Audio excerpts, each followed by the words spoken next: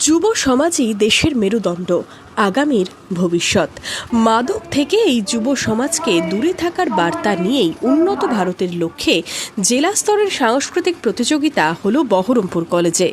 মঙ্গলবার জেলার 25টি কলেজের ছাত্রছাত্রীদের অংশগ্রহণে বিভিন্ন প্রতিযোগিতামূলক অনুষ্ঠানের আয়োজন করা হয়। অনুষ্ঠানে 8টি বিভাগে বিভিন্ন প্রতিযোগিতামূলক কর্মসূচিতে অংশগ্রহণ করে পড়ুয়ারা। অনুষ্ঠানে যুব সমাজকে মাদক থেকে দূরে থাকার বার্তা দেন বহরমপুরের বিধায়ক। আমরা কি সঠিক শিক্ষা পেয়ে বড় হয়ে উঠছি? না আছে আমাদের মধ্যে মূল্যবোধ, না আছে আমাদের মধ্যে নীতি নৈতিকতা, না আছে সমাজের প্রতি কোনো দায়বদ্ধতা, দায়িত্ব, কিছু নেই। সবটাই হয়ে গেছে আমি কেন্দ্রিক। আমার কি হবে, আমি কতদূর যেতে পারবো, আমি কিভাবে টাকা পয়সা ইনকাম করবো, আমার বাড়ি হবে, গাড়ি হবে, এই চিন্তায় সবসময় আমার মন। আজকে আপনি একজন হেরোইন করলে পুলিশের কাছে নিয়ে যান, বলবেন একটু লকাপে রাখা যাবে না, গলায় গুলি দিয়ে মারা যাবে না, আমি কেস করি।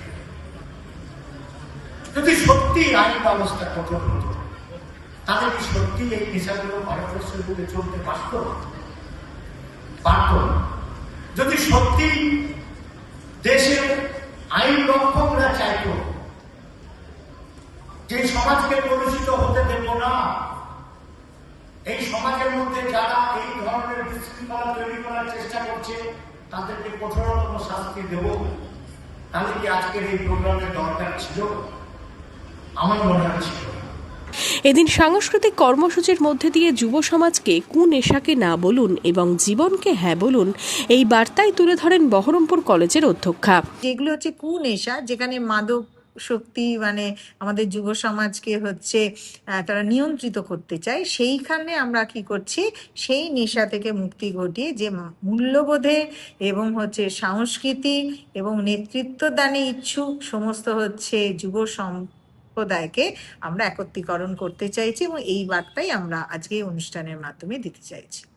অনুষ্ঠানে উপস্থিত ছিলেন মাই যুবা ভারতের অ্যাসিস্ট্যান্ট সেকশন আধিকারিক নুরুল হাসান, ডেপুটি ডাইরেক্টর সুমেধা পাওয়ার সহ বিভিন্ন কলেজের অধ্যাপক অধ্যাপিকা ও গুণীজনেরা।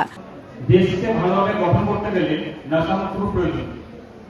যদি দেশের উন্নতি করতে হয় তাহলে একটা সুস্থ মানুষের প্রয়োজন, যে মানুষের একটা সুস্থ মানসিকতা রয়েছে এবং ভালোভাবে জীবনযাত্রা করতে পারবে। কিন্তু যদি কেউ নেশার মধ্যে জড়িয়ে পড়ে তাহলে সে কিভাবে তার একটা সামাজিক মূল্যবোধ নষ্ট হবে, সে শুধু নিজে ক্ষতিগ্রস্ত হবে না, তার পরিবারকে ক্ষতিগ্রস্ত করবে এবং তার সঙ্গে সঙ্গে তার চিন্তা শক্তি হারিয়ে যাবে। আর চিন্তা শক্তি হারিয়ে গেলে ডিসিশন না নেওয়ার ক্ষমতা থাকলে একটা কি করে সুস্থ দেশ গড়ে উঠবে। সুতরাং আর কিছু বলার নেই। এদিন দিনভর অনুষ্ঠানে যুব সমাজকে নেশা থেকে দূরে থাকার বার্তার পাশাপাশি বিকশিত ভারত নিয়ে সচেতন করা হয়।